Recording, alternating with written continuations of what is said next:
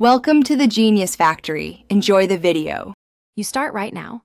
Sit tall and push your shoulders back to keep your airway open because posture affects alertness.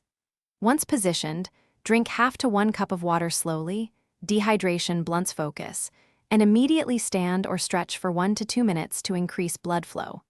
Then make a small, deliberate movement like tapping your foot or shifting seats so your body stays engaged. This simple sequence resets your alertness and makes it harder to slip back toward sleep. Now move into active work. Switch to a 2-column or Cornell note layout to force summarizing and questioning, because processing material prevents zoning out. Once done, ask yourself one question aloud or silently every 5 to 10 minutes to reorient attention and create micro checkpoints. Also, chew gum or have a small protein-rich snack that's around 10 to 15 grams.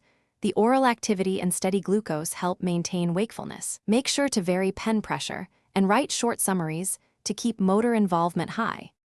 To finish, arrange longer-term fixes. Schedule a 15 to 20-minute nap later if possible, because a short nap restores alertness without deep sleep inertia.